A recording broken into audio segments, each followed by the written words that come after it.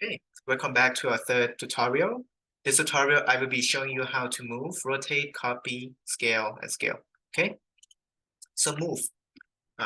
If let's say, okay, before we start move, if you're further away from your model and you want the camera to zoom into your model, you can type in CS, and it will focus to the object that you have selected. Okay, so move is very simple.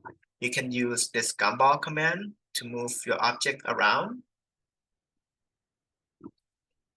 It's right here. You can turn it on or turn it off. So you can you can have your gumball. You can use your gumball to move your object around. You can type in a distance that you wanted to move. Let's say you wanted to move on the this blue direction. You can type in 3 and it will move up on the blue direction by 3 feet. I can command C to bring it back. I can move redirection of this. I can move -5. It would bring the model back, set the model back by -5 in this space grid. Okay, I can also type in command move, and then I can move this object from one point to the other. Let's say I want to move this object from this point to mid of this or to this, and it will snap. Or let's say I want to move this object from that point to that part of the sweep. I can move it back to my grid. Okay, so that's move command. Copy is very similar to move. I can type in copy, and then I can move my object from this point to whatever point in space that I wanted to move it to.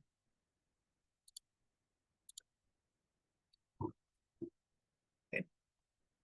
All right, rotate. Rotate is very simple. You need to select a plane elevation that you want to rotate the object. And type in rotate. Let's say I want to rotate this down 90 degrees. I can select my center of rotation and then the angle of my first reference point. And then I can rotate it. You can see on this that we are rotating it 90 degrees. I can also rotate it back by using rotate command. I can also rotate it by using a gumball as well. Okay. But it's not as precise as a rotate command, if that makes sense. Okay.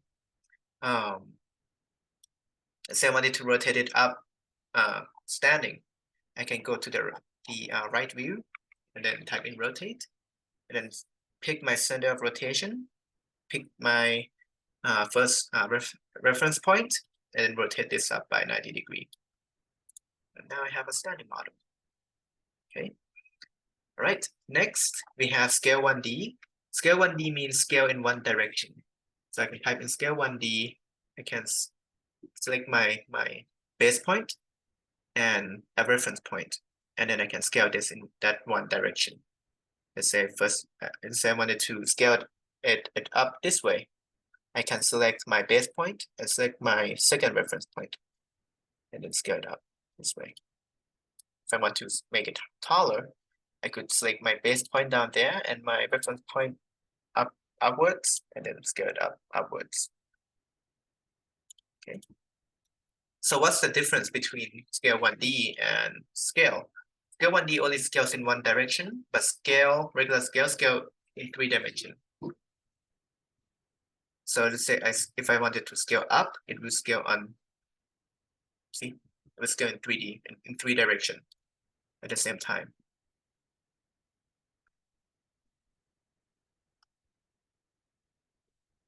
Okay.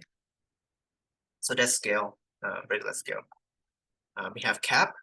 Cap is what you use whenever you want to close a surface into a solid. Right now we have a surface for side surfaces. If I want to close this this box, I could either use a planar surface command where I sort of like patch this surface manually, or I could use a cap command, C-A-P, cap. The cap command, it will cap your openings for you. Okay, trim. What is trim? Trim is pretty much removing a surface. So let me show you how. You will need a surface in order to remove one surface. It might not make sense right now, but let me show you. I can create a surface. Okay. Say I know if I know that I wanted to trim off this top part, I need to select this surface as a base point, and then I can use the trim command. And then now I can select an object that I want to trim. There you go. Now I trim off that half top for me. And let's say I want to close this box, I can use the tab command to close my box. Okay. I think that's it for now. So if you have any questions, let me know. Okay.